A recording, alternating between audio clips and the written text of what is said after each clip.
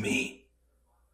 If there was a wise man who would ever think of this, they would say in order to be superior to the man, you've got to be the man. For I am the man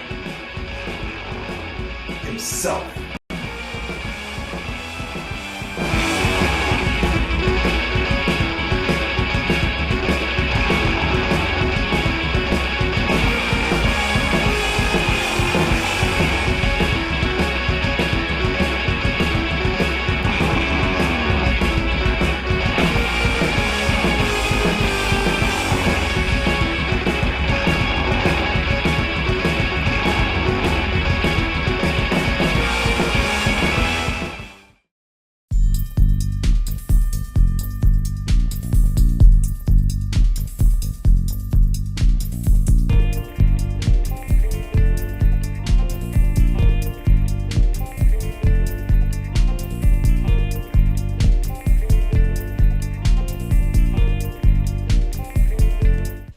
I swear one day I will remember to be prepared and to put this stinking scarf on right before my intro is like over halfway done. But guys, what is going on? And happy Saturday morning or Saturday afternoon. It's just hitting 12 o'clock p.m. But what's going on? This is the Club of the Man 1993, and we are here live for my live review of this week's episode of AEW Dynamite from the March 22nd, my half birthday, 2023 edition. And it took place in Independence, Missouri. A show that was hyped up around a International Dream match with Kenny Omega and El Hijo del Vikingo. Which of course I had no clue even who was even existed before this match, but heck yes. So I saw it, I'm like, damn. No wonder why there's different styles that were just like so. Like people like me who has like just like been hardcore WWE, AEW. It's like I really like matches like that made me realize, man, if only I wasn't so stuck on WWE. Like, would I, be taking interest in, like, AAA or watching more New Japan and other, promotions that's, like, outside our bubble here in the United States. So, I saw that match and I'm like, damn, talk about crazy, like, acrobatics and, like, crazy-ass stunts that you would not expect people to pull off. Like, freaking, like, 054 or, like, 054s into, like, Hurricanranas or Canadian Destroyers and whatnot. I stuff like crazy moves like that. Like again, like the Spanish Fly makes me pop.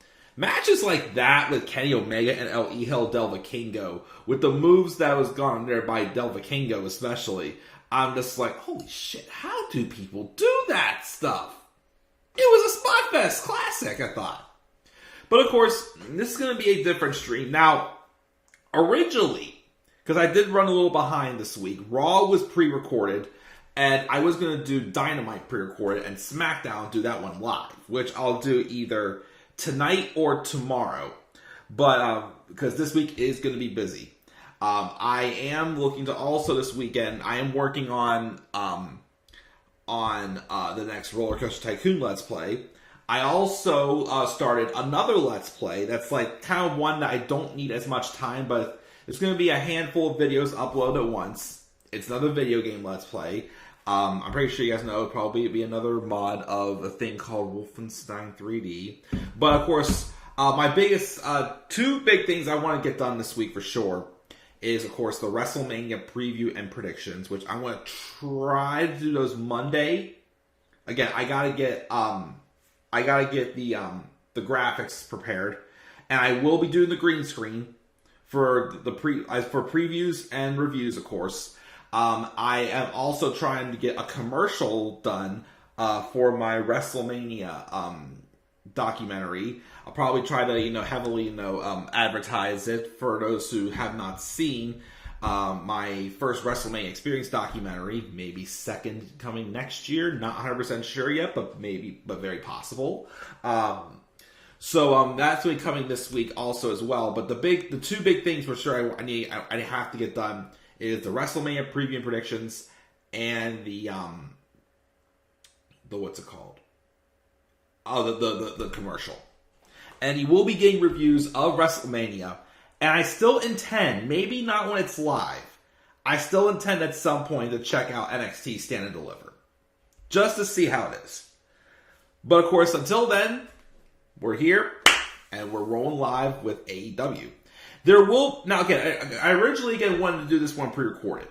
But what made me change my mind is there's two topics that I just don't have the time to do separate topic videos for right now that I want to address regarding AEW. We're going to do one at the beginning, before the Dynamite review, and then one at the end. And I'll save a portion of the Dynamite review to talk about at the end to transition into my thoughts on all that, how it's tying in with the second topic that's out there. So the first topic I want to address before we talk about Dynamite is that it was announced, I believe, earlier this week or late last week, that WWE has announced that them and Bill Goldberg no longer are affiliated. Well, Goldberg is no longer under contract with WWE, and he is now a free agent. Goldberg, he was on one of those like Legends deals, or like any of those other deals where it's like he's only going to wrestle like 8 matches or something like that. He's basically on like a match-to-match contract, basically, is what it comes across as. I think the last match that Goldberg had was at Elimination Chamber 2022 when he fought Roman Reigns. I think that's the last time he actually had a match.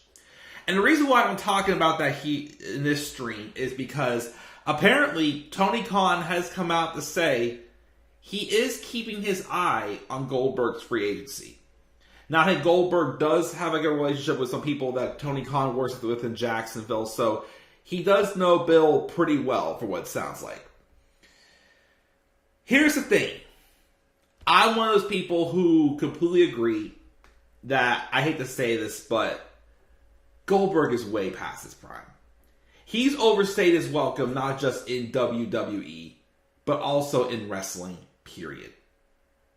The only two, matches / programs I saw that I was cool with Goldberg was his feud with Brock when he returned in 2016 up till WrestleMania 33.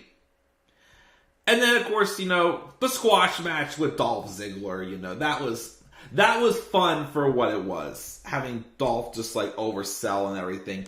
That one I'll give him too. But everything else he's gotten involved with since, I hate to say it, but he doesn't look good. You go back and think, of course, the worst match he had, of course, period, was the match he had with The Undertaker at Super Showdown 2019. Which, heads up, could be mentioned in a video after WrestleMania. After WrestleMania, I do intend on trying to do that top 10 worst WWE matches of all time as a follow-up from Just Alex's worst matches of all time, 2023 edition. That match was horrible. And he's sloppy. For crying out loud, he tried to do a jackhammer on friggin' Undertaker, and he dropped Taker on his head. He freaking, goes head first in the post, and half the time he busts his head open or something. It's I hate to say he doesn't have it anymore. I'm sorry, he does not have it anymore. And even when he comes in to put people over, it's not doing much for them.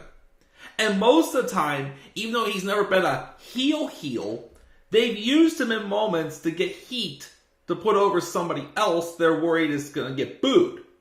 Such as in 2020, when they brought him in to beat The Fiend, which was also a dumb decision, have him beat The Fiend, and just for him to put over Roman Reigns at WrestleMania, which that was saved because Roman Reigns backed out of that match due to the pandemic, which was probably the best thing Roman Reigns could have done for his career. Gave him a few months off, came back at SummerSlam. We got the legendary Tribal Chief now.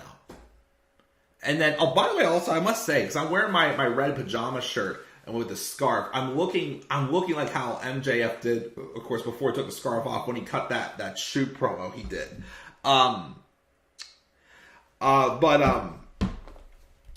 we got MJF, not MJF, but we had that.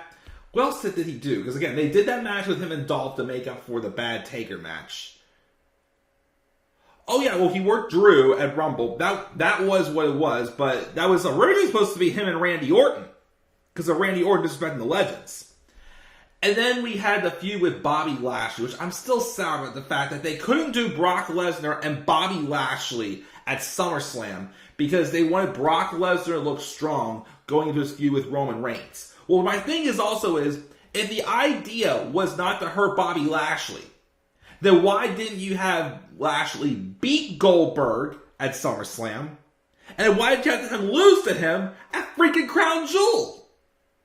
Like, again, how has Goldberg benefited anybody other than his return? And here's the thing also that gets me also. When you go back and watch that 24 documentary on Goldberg and his return in 2016, how he needed to, erase that bad taste out of his mouth with WWE. And, have, the proper run he needed to have. He had that in 2016, 2017. Now these matches, again, especially the Taker match. How can you not tell me it's kind of soured the dough a little bit? It's like, how could that not have Goldberg frustrated back in his place? Because again, he's getting the same reactions. People aren't liking his matches.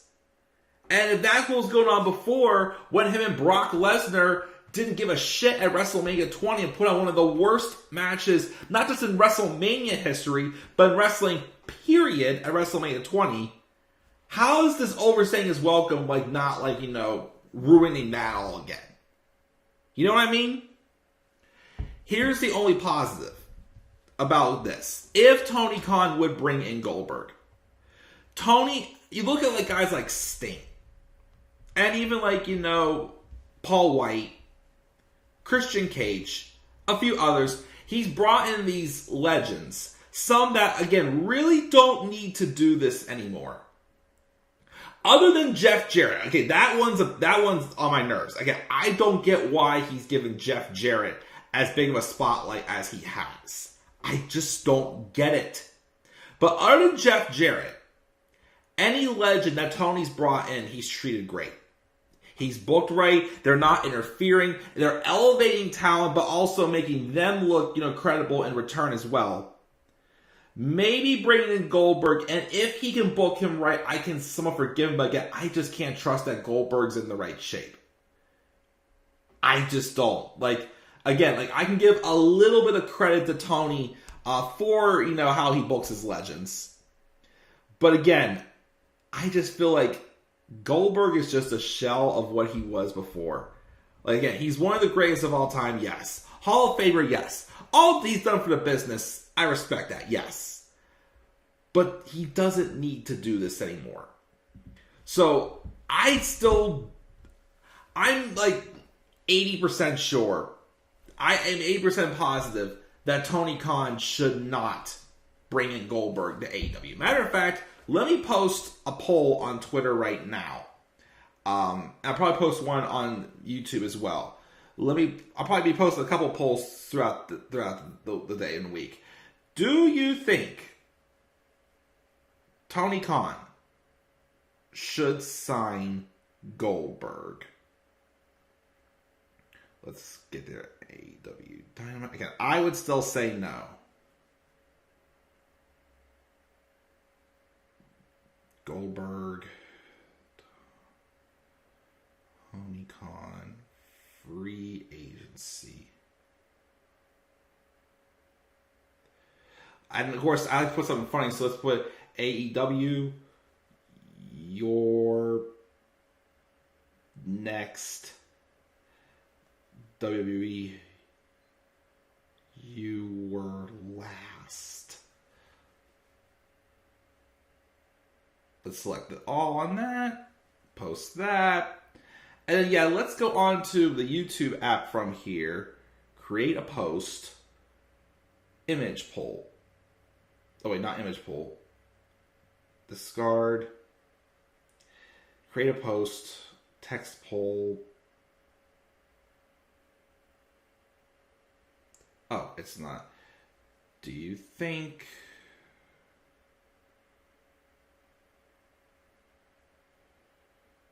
Come on, what is it? Okay, I have to retype it. Do you think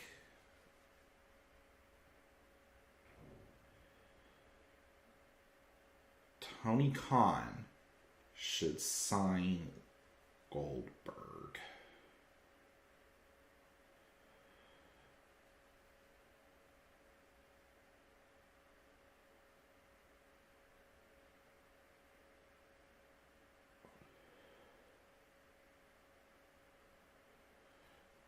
I think that's unique. Let's get a couple hashtags there real quick.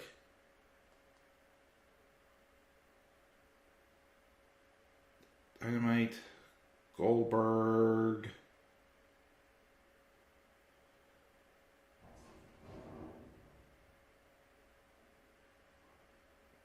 Tony Khan. Free agency. Okay. Post that there. Cool. Let me guys know what you think. And of course, this is the first of two topics we'll be talking about outside of the Dynamite Review in the stream. But again, do you think Tony Khan should sign Goldberg? Again, I still say no, but if you think otherwise, go right for it. So let's take a break from a topic and let's roll into the actual review of Dynamite, which for the second week in a row, I thought it was a really great show. Not quite as hot as last week's, although we had that main event match. But I still think there's some good storytelling, some fresh progressions. We got some fresh directions. And of course, we got a big, fallout story, a big cliffhanger from this show as well. But like I said, I want to not quite go in order here. We're going to talk about, everything else except for what went on with the Elite. I'll mention the quick match that Jon Moxley had with Stu Grayson, which I keep forgetting. He was not signed by AEW for about a year, and he just got brought back by AEW under contract. But we're going to roll into this, and we're going to, again, just talk about everything else other than what happened with the Elite. And of course, I got to get back there from here. I am so not prepared for the stream. I apologize. Okay, so we had that opening segment there, and this and that. Okay, so the first match we had on the show that I want to talk about is a six-man tag. It's Orange Cassidy teaming up with Darby Allin and Sting. It's been a while since we've seen the Stinger. And they took on the team of Kip Sabian and The Butcher and The Blade, which a team that I could really give two shits about. The match was fine. My favorite part of the match, though, was when Sting, also seriously, was pulling an Orange Cassidy. Whenever Kip Sabian was set up for his frog splash or whatever move he does off the top rope, and Sting just kept gradually rolling to another side. And Sabian's okay, I gotta go over here now. Go up to the next corner. Rolling across the ring. Okay, this is getting my nerve, blah, blah, blah. All that stuff was the mind games that I thought which was quite priceless. Stuff like that, again, you gotta enjoy for sure. But thumbs up to that for sure. That was good. The baby faces, though, do get the win, thank goodness. But the most interesting part, though, afterwards was after the match, as everybody's celebrating, you see Darby Allin in the background climb up onto the top rope. And he's not staring onto the crowd, but there's a sign up high advertising for Double or Nothing. So it seems that although, everybody else is celebrating a victory, Darby Allin has his eyes set on Double or Nothing. I think it's going to be one or two things come Double or Nothing. I think we'll either, one, see him fight for the AEW World title, based off of that fatal four-way match they teased last week with MJF Darby, Jungle Boy, and Sammy proposing to a new girl we 7 months, Guevara. Ooh, I just said that. Ouch. Should have said that. I should not have said that. As Hager would say, rest in peace to Robbie Coltrane, who's passed away a few months ago. But anyways, I think that's a possibility, which would be a hot match. The four of the pillars of AEW fighting in a fatal 4-way for the world title. Or what if that's where they do Darby Allin versus Sting? Because there have been rumors that Sting could be hanging it up soon. And of course, his retirement match, his only one-on-one match that he could have in AEW. Because all his matches have been tag matches. But his only match he could have is a singles match. Is him and Darby. I still wish they would have done him and Cody. Anybody else still wish they would have done Sting and Cody Rhodes while Cody Rhodes was still in AEW? Because remember, whenever Sting first debuted in AEW, Cody was out in the ring when it happened. And I don't know, that stare down there, remember they had? I'm just like, oh, this would be awesome. But we're not getting it. Of course, the biggest Sting match that we'll never get is Sting versus The Undertaker, which would have been awesome, but far, far, far too late for that. Even if both of them, weren't retiring and whatnot. So that's how we open up the show there. Again, that interesting point of where Darby's staring down the AEW Donuts design. He's already focused on that. But once again, what is he focused on doing? Getting the world title match or fighting Sting? We will have, though, to wait and see. We also get a video package of MJF, who wasn't on the show this week, but we get a video package from his re-bar mitzvah last week, and he attempts to shoot down his fellow pillars challenge for the AEW World Title. We then have a match with the Guns, Austin and Colton Gunn, taking on the Top Flight, Dante and Darius Martin, future World Tag Champs. They fought for the AEW World Tag Titles, and of course, the match was, good because it's Top Flight. The Guns, again, they're just a cheap heat team that knows how to tell a story. Not appealing in the ring to me at all, but they're telling a good story. So that's what's making me be accepting of them still as tag champs. But we all know where this is going to. Although, we had a curveball thrown here. So the Ass Boys, of course, first win the match. And they win with some move that's similar to the Shatter Machine, but not quite. But it was somewhat of a jab towards FTR. But after the match, FTR come out. Cash Wheeler says, "We're not here to fight. We just need to talk." The Guns then call them losers and say, "We don't want to talk because there's nothing to talk about and nothing to offer now, and nothing that you guys can do that will make us give you guys a tag title shot." It's it's one of those things of we know why. I know why you're here. He knows why you're here. We all know why you're here. I always think back to the promo that Tommaso Ciampa cut after Johnny Gargano turned on him at TakeOver Portland. When it's moments like that, Ciampa's I know why Johnny did what he did. Johnny knows why. I know why. It's there's nothing to say. We all know why. Or probably how Shawn Michaels was when he turned on The Undertaker and cost him his world title at Chamber before WrestleMania 26. My actions don't need to be explained. It seemed pretty clear and pretty obvious, which of course, yes, it does. But anyways, we don't need to know why, but you're not getting a tag title shot. And then Cash Wheeler says, "Well, what if we lose? Then we can never challenge for the tag titles again." Nope. Cash then says, "Fine. Then we'll break up if we lose." Nope. And then finally, Dax Harwood say, "Fine. How about this? We'll go as far as this. If we can't beat you guys for the AEW World Tag Titles, then they'll quit AEW entirely." And the Guns are "You got a deal." And they shake on it. Now, of course, that is interesting also. Well, of course, that's a great stipulation. Because we all have heard the rumors for a while that WWE has indeed even of course before Vince McMahon retired.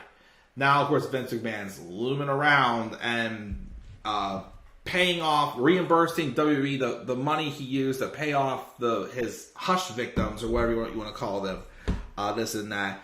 You know, there's been some speculation that FTR may go back to WWE, but also with Vince lurking around, they may not. And I'm hearing now, I think they said their contracts expire at the end of April. So I don't think this match is going to happen at Double or Nothing. It's probably going to happen in an episode sometime this coming month. But of course, that stipulation is interesting because now it makes you wonder. I mean, I still feel personally FTR is going to stay. I don't think them going back to WWE is going to do anything. Because plus two, even if they would go back, if Triple H was still in charge, the tag team division still is not that hot. I mean, yes, we have the Usos. We have Sami Zayn, Kevin Owens. We have the Street Profits that are decent. But, of course, a lot of people are still starting to say they want to see Montez Ford go on his own and not see the Street Profits win the tag titles again. I still think they should. We have Alpha Academy who, you know, we love them, but they got to get some victories. Also, they're maybe splitting them up because they're teasing Otis going with the Maximum Male Models, who has gained some momentum from this.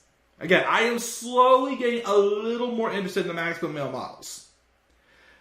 But my point, and then there's the Viking Raiders who, you know, yes, they're great wrestlers, but I'm still questioning their characters. So I don't think WWE's tag division is ready yet for FTR to do what they wanted to do. Again, you can put the tag titles on them all they wanted, but if they're not going to make tag team wrestling feel great, they don't want to be there. I don't think it's time for them to go back. I think they should stay in AEW. I still think they should. They should. So I'm hoping that they stay. So I'm hoping that they do beat the Guns, because if not FTR, who the hell? Well, I would say Top Flight, but Top Flight already lost to them. But I'm going to say, who on earth then would beat the Guns then for the tag titles? Because they shouldn't be champs like that much longer. I'd be surprised if the Guns were still tag champs after Double or Nothing. I'd be surprised.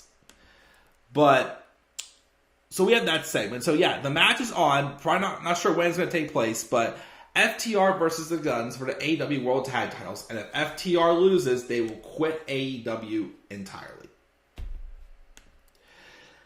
We have Jade Cargill being interviewed backstage with Layla Gray and Smart Mark Sterling, running Taya Valkyrie down, who debuted in AEW last week, and said Mark offers up a cease and desist on Taya's use of Jaded, her finishing maneuver last week, and Layla offers to deliver it personally at Rampage, and Jade welcomes Valkyrie to that bitch show, as she calls it.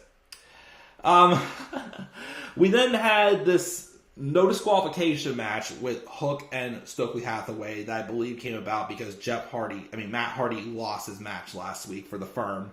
Before the match happened, Stokely got to the microphone and was like, doctors didn't clear me for this match, but also coincidentally, I'm retiring tonight. Goodbye. But if Justin Roberts takes the note and it's like, this is a Wingstop receipt that just has "he's sick" written on it. Like, we're not calling off this match. And then Hook just like whooped his ass, squashed him, and he got him the tap out. That's that. And then Matt Hardy's backstage telling Ethan Page, giving a pep talk, tell him you can avenge Stoke. So we're probably going to get Hook and Ethan Page next. And then, Ethan Page will probably get got by Hook next. So, that's cool with me. And then it was all about that boom. Because Adam Cole, baby, came out and he's hyping up his in-ring return for next week. He comes out and says, "Who's ready for story time with Adam Cole, baby?" 7 days away from the in-ring return, and he knows he's talked a ton about his struggles, but he feels great right now. He's never been more ready to get back to doing what he loves to do, and that's wrestle for AEW. But everybody is questioning who his opponent is going to be. Who? And they're not talking about Bobby Lashley. The man that Brock Lesnar couldn't stop thinking about, couldn't get him out of his head, 5 hours after being in bed, getting in bed with his wife. Again, I just still love that. Like, he paused, and it's like, we all know that, for crying out loud, Sable, for crying out loud, if you're saying you can get in bed with Sable, and immediately think of Bobby Lashley, then you're grounds for divorce, son. But anyways, that's not the case. It's not Bobby Lashley, because it said who, and Bobby's last name is Who, apparently, but But instead, we get Red Death Daniel Garcia from the Jericho Appreciation Society coming out. Now, there was an interesting little spot in this that gave me too bad they didn't go that route, but made me wonder, could this be teasing something, or was this a botch? So, Daniel Garcia comes out, and mocks Adam Cole's going, "Who's ready for story time with Daniel Garcia?" He mentioned since Cole's been gone, he's become a real veteran, a locker room leader. And he thought it was his duty to come out here not just to welcome back Adam Cole, but also put him in his place. While Cole was at home streaming on Twitch, Daniel Garcia beat the likes of Brody King, Ricky Starks, and even the American Dragon himself, Bryan Danielson. He made invented more AEW programming over the past year than anybody else on this roster. Is that true? He's the lifeblood of this company, and Cole wants him to be welcomed back? He's proven and then here's the line that people are talking about. Garcia says, "I've proven I'm one of the best pro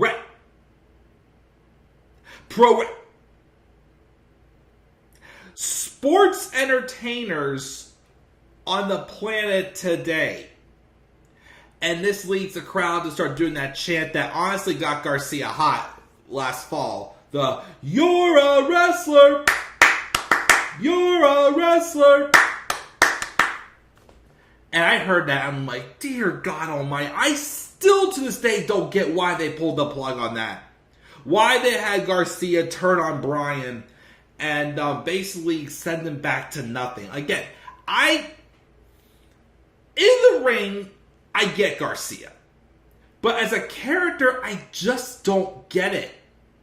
I don't know, again, if it's because he's been paired with 2.0, and to this day, I still feel 2.0 is a bunch of jobbers. They've gained nothing from being teamed with Chris Jericho. I'm sorry. The JAS, again, I'm not interested in it anymore. Again, to me, it's just the Inner Circle, minus Santana and Ortiz, and, a couple other jobbers, and 2 blonde women, which is Anna Jay and Ty Mello. Ty Conchi. Ty Guevara. Whatever her name is anymore these days. I don't know. But again, I'm sorry. I'm not behind it.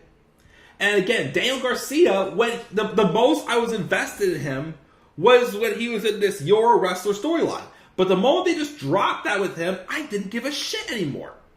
But when I heard that, I'm just like, oh, maybe that, again, either that was a botch or that was a tease of something yet to come. It could be, you never know. But, so, we had that. But anyways, Adam Cole responds to the question of what makes you so special? And Cole says, the ring of the bell makes him special. And he likes Garcia. He thinks he could be the guy someday. But the JAS has made him overconfident. Cole lists off his bona fides and says, if Garcia wins the challenge of next week, you're on. But he's going to make a statement, though, next week. That he is back. Baby. And next week is going to be a great night for himself and for the fans. But not so much for Daniel Garcia. So that is Adam Cole's return match. Him and Daniel Garcia. We'll see where it leads. I wonder if this will lead to a feud with him and Chris Jericho. Maybe we'll get them at Double or Nothing. Okay. That'd be something different, of course, to do. We'll see though where it goes. So, we got that. We'll skip over to this next part here. That's this interview backstage. And then we have Jon Moxley versus Stu Grayson. One of the only matches Jon Moxley hasn't bled. Match is fine. Moxley wins with a Death Rider. An Avalanche Death Rider. Then we have absolute Ricky Starks backstage, saying he's sick and tired of back and forth, and it's time to take off his vacation early just to tell Juice Robinson he doesn't like him. Then he attacked him. On Rampage, he's done talking. Juice can find him man to man. If not, just stop. He's over it. He's sick of it. And it's the craziest thing he's been a part of his whole life. Whatever happened on Rampage, I don't know. We have QTV. They run down footage of Ray Phoenix getting beaten by Powerhouse Hobbs on Friday. And they make fun of him. They also laugh about Aaron Solo stealing Wardlow's identity and losing his house. And Hobbs is issuing another open challenge on Rampage. And apparently Penta El Zero Miedo accepted it. How the match went, I don't know. Well, actually, that's right. Rampage is not until tonight. But I don't watch Rampage, so have fun with that. Toni Storm took on Sky Blue with the Outcasts in her corner. Toni Storm gets the victory. Afterwards, the Outcasts go to spray paint again, which I still, again... With Ruby jumping into the group, the storyline has improved. I still don't get the whole spray painting the Elton. They need something else to them. Especially if they keep doing nothing but spray painting the same people. But then that leads to Riho and Willow Nightingale coming in to make the save. Okay? So we have that. Alright. Now let's roll back to the beginning of this and let's talk about, what all went down with the Elite. And it'll transition into my last topic for this stream that I want to address. Where do we start here? So I think we're going to start... Where is it? The show opened up with some footage of Matt and Nick Jackson being taken away in ambulances. Apparently, they were attacked. But by who, though? We don't know. And, of course, there was Hangman Adam Page, who was right there with the Young Bucks. And he was, thinking, should I go with them? Oh, I don't know. Should I go with them? I don't know. Then he gives in, and he goes with the Young Bucks to the hospital.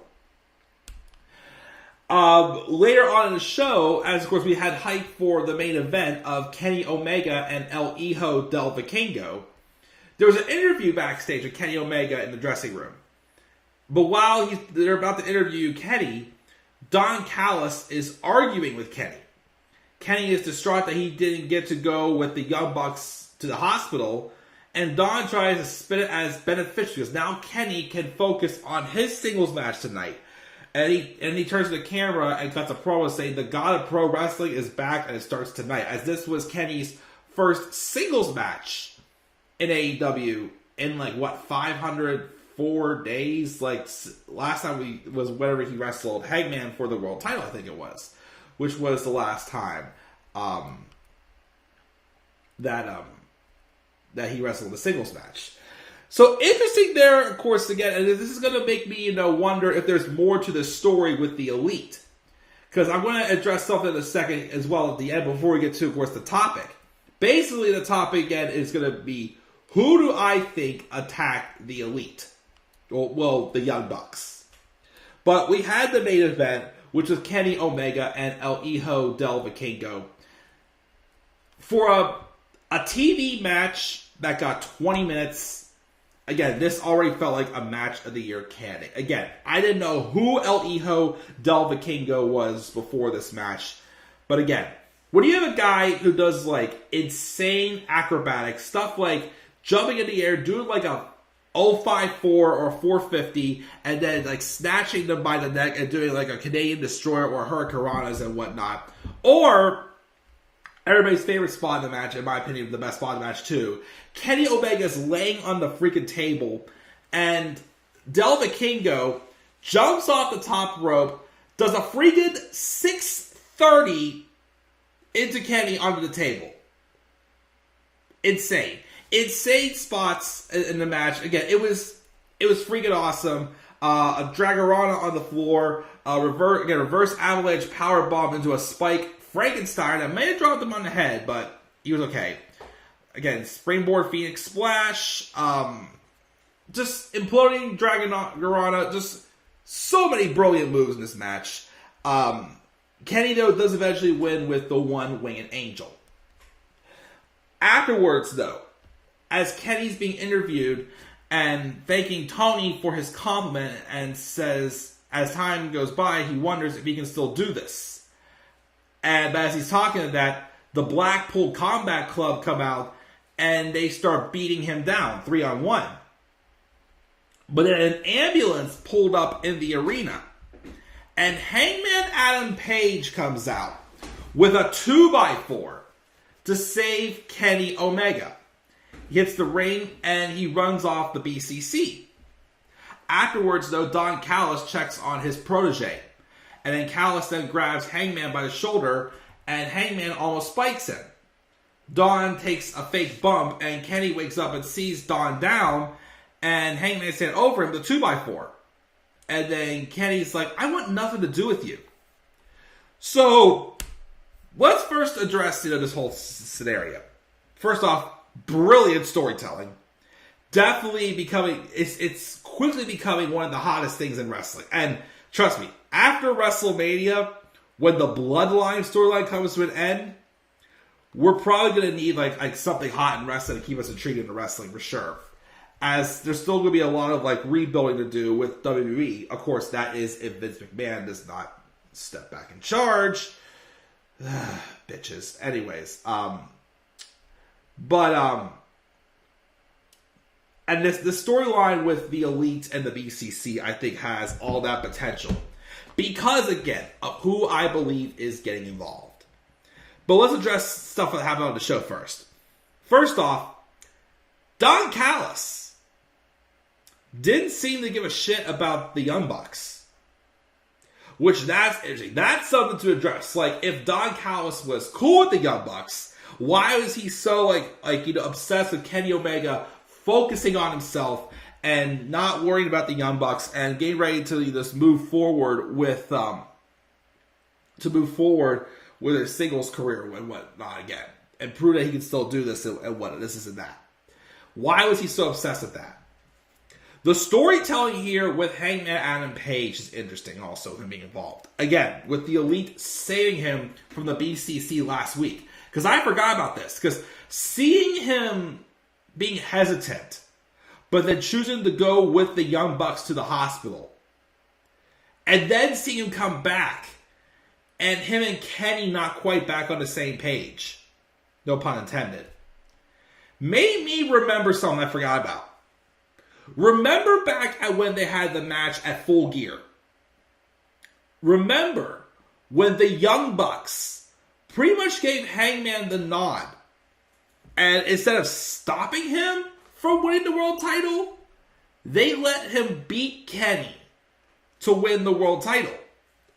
And it really was not addressed because the next episode of Dynamite, Kenny addressed he was going on break for a while to heal his injuries. Which of course he did. And, but now it's it's kind of a callback to that with this. So maybe think of this. It's okay, will this maybe be when we find out why the Young Bucks basically let Hangman beat Kenny for the title back at Full Gear 2021? I thought of that. It's there's some low. That's why this stuff is so interesting. First, we got Don Callis, who seems he cares more about Kenny than anybody else. We have Hangman Adam Page seemingly supporting the Young Bucks, but he's still not cool with Kenny. And again, to address this here, will this come out as to why Hangman was not stopped by the Young Bucks when he won the world title? And then, of course, again, is the big mystery. Who attacked the Young Bucks?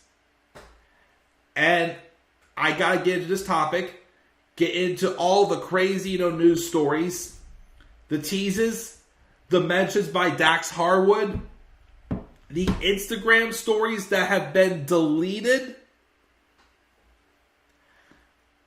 I seriously think this is booking the return of CM Punk. I think storyline-wise, CM Punk is the one who attacked the Young Bucks. That's what I think. I just... Who else could it be? Could it be Adam Cole, maybe, and this will be a return of Kyle O'Reilly soon, and maybe Bobby Fish will come back? I don't know what his contract thing is. He decided to go running off on his own and just, trying to get the rest of the Undisputed Era to come back. I don't know where to go down. But I still think if you really want to have AEW have a big opportunity once the Bloodline story ends with WWE to really take off and take full advantage, especially with the looming sale coming around, and people still thinking that WWE will sell to Saudi Arabia, and Vince will be back in charge, and WWE will be back to being the shits again like it was before when Vince was in charge. What a way for AEW to get, a ton of momentum, a ton of money, than to have CM Punk return, join the Blackpool Combat Club, and get involved with this feud between the BCC and the Elite. Because let's also talk about, the stuff. Well, first off, let's address first one thing here that was on this show that I saw online somewhere. In the picture that I posted on my Instagram of Hangman staying outside the ambulance whenever the Young Bucks are going to the hospital, in that picture, pointing the wrong thing. Wait, where? Okay, I'm pointing the wrong thing. So, okay. See this little cardboard box right there? That is covering up something on an AEW truck. On that truck, I think we saw Malachi Black. I know Malachi Black was on it. Maybe I can't remember. There was 4 people who were on that, who were featured on the image on the side of that truck, and one of them was CM Punk, and that cardboard box is blocking the image of CM Punk. But then, so at first, okay, yes, that could show us a sign of he's not coming back. But then we have a bunch of stuff being revealed on the internet this past week. First, in one of his FTR podcasts, Dax Harwood, who CM Punk and FTR have become really good friends. Him and Dax, I think, talk almost every day, from what I hear. Dax mentioned on one of his recent podcasts that there's this book that CM Punk has been reading. I can't remember what it was called. Apparently, it made CM Punk miss wrestling. It kind of because there are reports out, there was a time where Punk considered taking legal action and considered maybe trying to get out of his contract with AEW. Because remember, he said when Punk was on doing some, UFC announcing, remember he was doing a couple months ago, he made some comment while they were saying something you can't trust me in a locker room anymore, or something like that. He made that jab or something like that. So I don't know if him still being, bitter, or, things not cooling off. But apparently there's still some more to these stories. So first I hear, apparently, not long after the media scrum, Punk did talk to Kenny Omega. And I guess there's a thing where it's I don't know why, but he said that it wasn't you that I was upset with. Which I'm not sure why, because again, he was complaining about the EVPs and the stuff with him and Colt Cabana at the media scrum. There was also 2 Instagram stories that Punk had on his Instagram, but then deleted.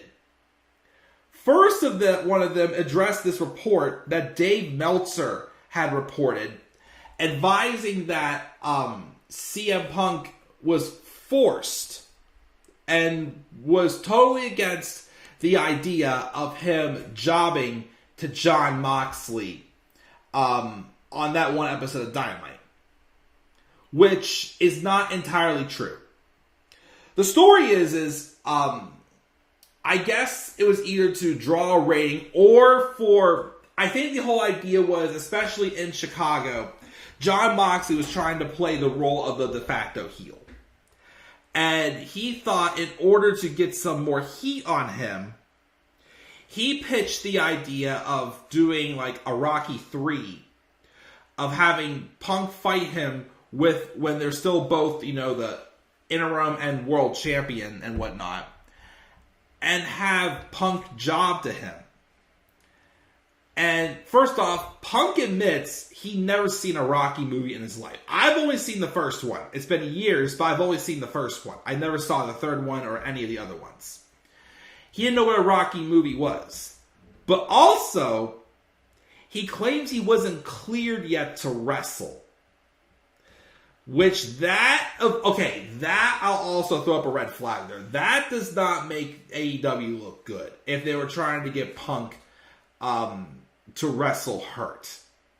And then, of course, you also mentioned something there in the post, something like, that's the last time that I put my health, I put work before my health. Which made me think back to when he did his podcast with Colt Cabana explaining why he left WWE. He did mention in there that one of the biggest reasons that he chose to leave was because of his health. So, throw back to that thinking, what happened there that he kind of like didn't put his health first before wrestling in that situation? So, yes, he addresses that Dave Meltzer's a liar. He also calls Chris Jericho a stooge because Jericho called him a cancer. Which a lot of people are saying that that's just them playing the audience. So I don't know about that one. But of course he has a little bit more fun with it. And I think it was last night he posted some story about him and Shawn Michaels and then briefly took that. I didn't read the whole story, but I heard it was awkward. But that was at first I think Punk was trolling. But apparently also, they're even saying that Punk has had talks with Tony Khan. Apparently Punk was hoping he would be cleared from his injury in January. That didn't happen because he tore his triceps at All Out with his match against Mox. And also, him and Mox are cool. I mean, the whole thing with him and Mox was also, as I forgot to mention, was the fact that, again, Punk was pitched the idea. He wasn't for it, but then, I guess, basically, after talking things out with Tony, it was more something that's like, okay, if this is what you want, I'll do it for you, boss. But he wasn't, like, kicking and screaming and this and that. Like Dave Meltzer made Punk out to be, much more of, a jackass than he comes across as. And Punk's like, no, that's not all the case here. Yes, I wasn't for the idea, but I still went with it because, it's what the boss wanted. But he said also, that's the last time I think I put my health behind wrestling. Put wrestling before my health or whatnot. But apparently, though, Punk does have some regret regarding what happened at the media scrum. And he is open to a return and also to apologizing. So, again, all these are rumors, but stuff that we're hearing from, Fightful Select and Sean Ross Sapp and some other, wrestling reporters that do have a good track record at being as close as accurate as possible as could be. And again, I usually if Punk is coming back, he is a lot more vocal. And I feel like if I forgot what the tweet was, but there was a tweet that Punk had posted right after he was officially gone from WWE, like when he got fired on his wedding day or whatever it was. Like, it was a tweet that he came out and just flat out basically just like acknowledged that he's done and moving on to other things. This one is like he's playing teaser. Like, you think back, like, whenever before he made his return in August of 2021, he did post an Instagram post with a couple dates on it. Like, I think it was the day he left Ring of Honor. I think the day he left WWE or went to... The second one was either WWE or UFC. And then he posted the upcoming date of the what's it called? Of the Rampage show where it was rumored he was going to be appearing at. I do think that if Punk was leaving, that he would have just came out straight up forward and said it. Since he's heavily teasing, I still think he's staying. I still think he's staying, and he's coming back, and he's going to be the 4th or 5th member of the Blackpool Combat Club. Because I say 4th or 5th member because I pitched the idea the other day. If somehow, I mean, again, I still think Blood and Guts is going to go to the Outcasts and the AEW Originals. But if they wanted something for the men, either Blood and Guts, Anarchy in the Arena, Stadium Stampede, some big 4 or 5 men feud, 5-on-5 feud that we have at this time of the year with AEW. If they're going to make it 5-on-5, have a story with Bryan Danielson coming back and him rejoining the BCC. And for the Elite, again, you got 4 there with Kenny Omega and Hangman Adam Page, which there's going to be a story of them reconciling, and the Young Bucks. And then, of course, the 5th member I pitched in my video I talked about, when I talked about in my SmackDown review that I took out the clip and made as an individual video, was the idea that what if they brought in Colt Cabana? I pitched the idea of the 5th member of the Elite being Colt Cabana, but here's the only thing, though. I feel like, first off, again, the whole thing with CM Punk getting upset at the media scrum is again, people just constantly bring up the fact that he's the reason why AEW stopped featuring Colt Cabana. Because, of course, of their history, how they're not friends anymore, and how Colt Cabana is definitely a touchy subject for Punk. So, I gotta be real. It would be awesome if that happened. It would definitely be a holy shit moment seeing CM Punk and Colt Cabana go at it on live TV.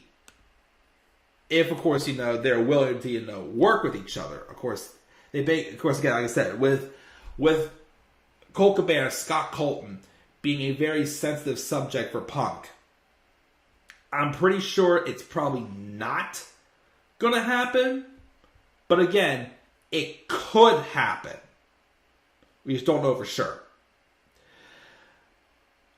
But it would be pretty cool if it did. But I don't think it's going to happen. Because let's mention this also. People, again, think that CM Punk's reason why Colt Cabana is not on TV. Well, since CM Punk's been gone, Colt Cabana has only appeared on TV one time. And that was when he fought Chris Jericho for the Ring of Honor World title in an open challenge. Other than that, we haven't seen Colt Cabana since. And even before Punk came in, all Colt Cabana was involved with, it was some random storyline where he joined the Dark Order. So, there's plenty of proof that Colt Cabana being off TV is not because of CM Punk. I mean, for crying out loud, Miro still isn't on TV. And I didn't think of addressing this, but apparently there have been rumors that the idea that Tony Khan had pitched to Miro was the fact they were going to set up a feud for him in Full Gear with him and Hangman Adam Page. Now, of course, Hangman got hurt, was out for 2 months this past fall, so that had to been scrapped anyways, but Miro didn't want to do that. So, yes, Tony Khan within the past, since last summer, I would say, since Double or Nothing last year, Tony Khan has definitely had like a big couple bumps in the road. Especially more so again because he's taking on much more than he should be, which is why the product has dipped in quality. And yes, stuff with the media scrum did hurt. And also, yes, too, he did have his mind on his mother, who was in the hospital as well. Stuff happened. And again, I would say since the build to Revolution began, even though, again, the last couple weeks, they were kind of coasting to get there, but it delivered, and it had the build there, of course, before it started coasting. AEW's been getting back on track. And the past 2 shows have been really good. The storytelling is just top-notch and awesome. But, God, where was I going with this now? Where was I going with this? Crap, something to do with Punk. But, anyways. Point being said, again, like I said, it would be awesome if that was... Yeah, it would be awesome if Colt Cabana was the 5th member. I don't think it's going to happen. But, I mean, hey, you could have Adam Cole be the 5th member and join in with this. Unless he feuds with Chris Jericho because he's fighting Daniel Garcia next week. But my point is I think CM Punk will be the one to come back and join the Blackpool Combat Club. I think CM Punk is the one who attacked Matt and Nick Jackson. And as I said before, this will definitely give AEW gain their foot on the gas. Especially, again, if there's concerns with WWE and Vince McMahon and the sale. This would be the great time for AEW to take full advantage and try to jump past WWE and become that show that it was in 2021. Like, the show it was for All Out 2021. That is still definitely the best AEW pay-per-view they've done, and one of the best pay-per-views I've ever seen personally. It's time, as many people have said, it's time for CM Punk and the Elite, which I think even Hangman Adam Page has tried to let, bygones be bygones with the drama he had with Punk last summer as well. It's time to put that all aside. Yes, basically tell Punk, okay, we're not having this happen again, basically thing. Bring him back, and let's make money from this. So, again, I'm going to say here again. I think CM Punk is, in fact, the one who attacked the Young Bucks. And he's coming back very soon. Probably either in April or May. And if that's the case, he'll probably be wrestling with the BCC against the Elite in some sort of crazy stipulation match at Double or Nothing. So, yeah, that's my review of Dynamite. Again, I am glad I decided to go live for this. Well, nobody participated in the live chat. We got 2 likes though on the video. Okay, but yeah, again, if it wasn't for those news stories about Goldberg, if the stuff with CM Punk wasn't happening, I would have saved Goldberg for my SmackDown review. Because I do have a couple little things I want to talk about in the SmackDown review. Which I will do that probably either tonight or tomorrow. I was going to work on the next part of my Roller Coaster Tycoon Let's Play, but I have to leave in about an hour. So I don't think I'm going to do that before I leave. But I will, of course, again, be prepping for the WrestleMania preview predictions. But yeah, I will... If it wasn't for the CM Punk stuff, I probably would not have done this one live. I probably would have pre-recorded this to get it caught up, and SmackDown was going to be live either way. But I'm glad I did this. I feel like I got a lot of good info out there. Again, there will be some other stories that I didn't post about yet on Instagram that I will be posting about before I go live for SmackDown that we will address. But yeah, I gave Dynamite a B+ this week. I thought, again, it was a really great show. Not quite as good as last week, I would say. But, again, the main event match with Kenny Omega and El Hijo del Vikingo, which was so long ago we talked about. the stuff with the Elite and the BCC, the big mystery of who attacked the Young Bucks, and everything else. Again, Darby Allin seemed to be looking forward to Double or Nothing, but is he going to fight for the world title, or is he going to fight Sting? The Outcasts doing stuff. And again, there's a lot right now that's like intriguing now with Dynamite the past 2 weeks. And I'm looking forward to seeing where things go next for Dynamite. So I gave this show a B+. What do you guys think of Dynamite? Actually, you know what? I'm bumping up. I'm giving this show an A-. I'm feeling an A- on this. So A- for Dynamite this week. What are your guys' thoughts on this episode of Dynamite? And what are your guys' thoughts?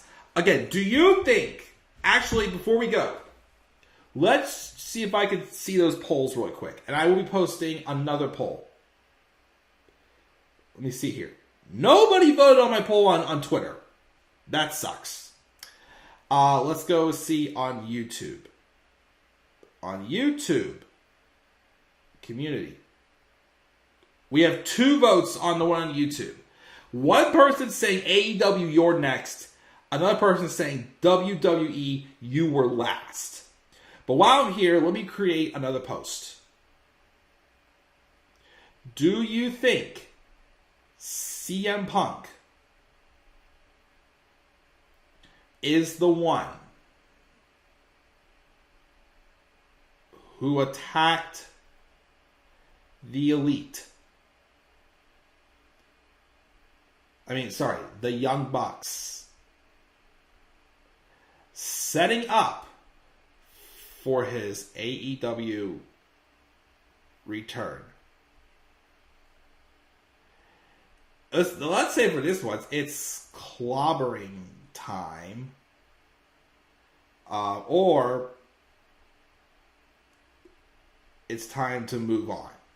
That'll be my posts for that. And of course, get a couple hashtags in there. AEW. Then I'll let you guys go. AEW Dynamite. CM Punk. The Elite. Young Bucks. Attack. Blackpool Combat Club. The club can't even handle me right now. Okay, copy that, post that on YouTube, and now let's go to the Twitter and post that poll on there as well.